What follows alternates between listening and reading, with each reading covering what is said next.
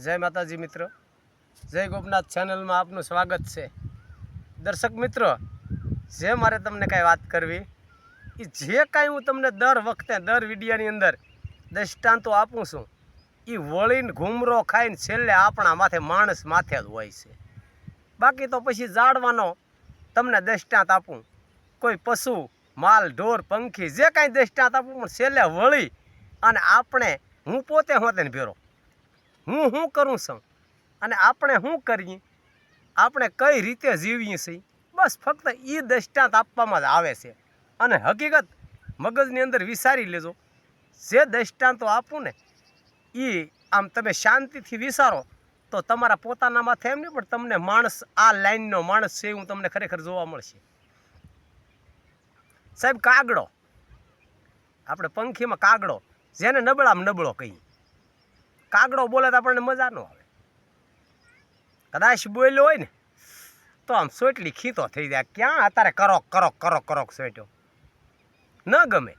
ઘણાય પંખીની અંદર કાગડા માથે આપણને નફરત આવી જાય। મોર, પોપટ, કબૂતર અને ખરેખર જેમ કાગડો કાળો હોય એમ કોયલ આખી કાળી જ હોય, કાગડા જેવડી જ હોય, કાગડાની સ્ટાઈપ જ હોય, એના જેવું જ પીસ ટુ પીસ જ હોય, પણ કોયલ બોલે તો તમને મજા આવશે। એમાંય કોઈ પણ કલાકારો આમ ટેજની માથે બેસી ગયા હોય અને ગાતા હોય, એજીવાલા અખંડ રોજી હરીના હાથમાં દેવાવાળો નથી રે દુબળો ને ભગવાન નથી ભિખારી, આમ એ લાગી ગયા હોય પણ તમને એમ થાય ભાઈ ભાઈ એના ગળામાં જેને કોયલે માળો કર્યો હોય છે, કાગડે માળો કર્યો છે એમ ન કહી, કોયલે માળો કર્યો છે, કોયલ જેવો અવાજ છે એમ। પણ સાહેબ આટલા બધા પંખીમાં કોઈને એવું બિરદ નથી મળ્યું કે જેને આપણા પૂર્વજો ગરઢા વડીલો ના હરાદ નાખતા હોય, આ મસ્ત પ્રોગ્રામ ગોઠવો હોય 200-300 માણસને જમાડવાનો અને એના અંદર દૂધ પાક બનાવ્યું હોય ને પૂરીયું શાકા જામ બનાવી હોય અને એ પછી મુહૂર્ત કોની પાસે દાદાને જેના આપણે હરાદ નાખવાનું એની એને ખવડાવવાનું મુહૂર્ત કરવાનું હોય, મોટી જબર કહાણી તાહાળી ભરી દૂધ પાકની અને કેટલી બધી પૂરી લીધી હોય અને પૂરીની અંદર દૂધ પાકની અંદર પૂરીની ઝપટ બોલાવીને હાથમાં લેબો લઈને મોર મોર મોર મોર પોપટ પોપટ નહીં કહો, એ વાત તમારે કાગડાને યાદ કરવો પડશે। હાથમાં લેબો લઈને કાગ કાગ કાગ કાગ કાગ કરીને દેહો લે કાગ કાગ કાગ કાગ કાગ કરીને એમાંય જો ઓળી મકાનની માથે 1-2 કાગડા આવી ગયા હોય તો જે 200-250 માણસ હોય બધા મોજમાં આવી જાય, આપણો ડાળો ખાવા આવી જાય। કાગડો કદાચ ન આવ્યો હોય તો મનને એમ થાય કે ભાઈ દાદા ચેક આગા પાછા હશે, જટ આવ્યા નહીં હમણાં આવશે એમ। એવા મોર મોર મોર નહીં કહી, એવા પોપટ પોપટ નહીં કહી, કાગડો કાગ કાગ કાગ કાગ કાગ હાથ પેઢીના વડવાનું હરાદ નાખતા છું તો એથી પોપટભાઈ આવજો લ્યો પોપટભાઈ એમ નહીં કહી, એ તો કાગડો જ જેના માથે નફરત કરી છતાં એને કેવડું ઊંચું બિરદ મળ્યું કે હરાદમાં એ ભાઈ હોય તો જ બકે, નકર ન બકે।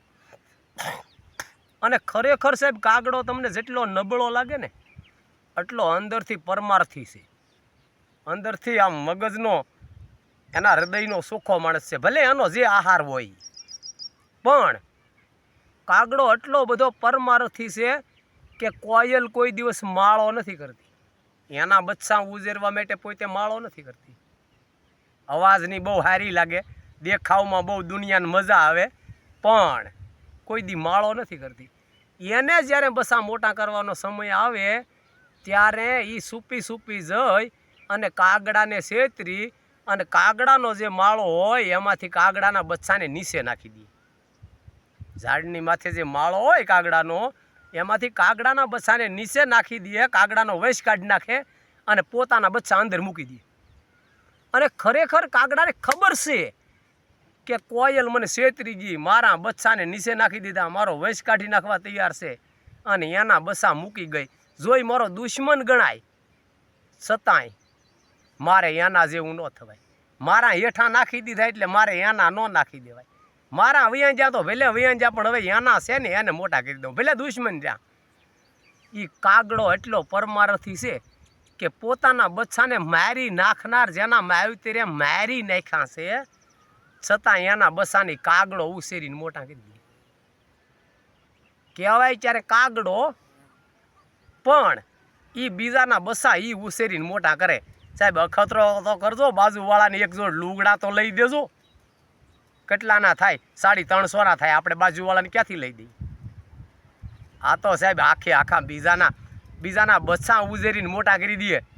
પોતાના મારનાર જેના માવતર છે એના બચ્ચા ઉજેરી દે છે.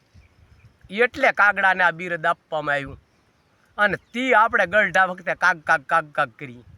સાહેબ જેને પરમાર્થ કરવો હોય ને, એક કડીમાં કીધેલું છે મીરાબાઈ, મરું પણ માગું નહીં હું મારા તનને કાજ. હું મરી જાઉં પણ માગું નહીં મારા તનને કાજ. પણ પરમાર્થના કારણે ભાઈ મને માગતા ન આવે લાજ. મારા હાટું કાંઈ ન કરું, પણ બીજાના માટે મારે જે કાંઈ કરવું પડે તો કરી નાખવું. આના ભાઈ નામ રહીએ અને આના વખાણ થાય. કાગડો હોય તોય ભલે, અને એ જગ્યાએ કદાચ કોઈ બીજું હોય તોય ભલે, પણ જેના જે કાર્ય કર્યા હોય ને એના વખાણ થાય. જય માતાજી.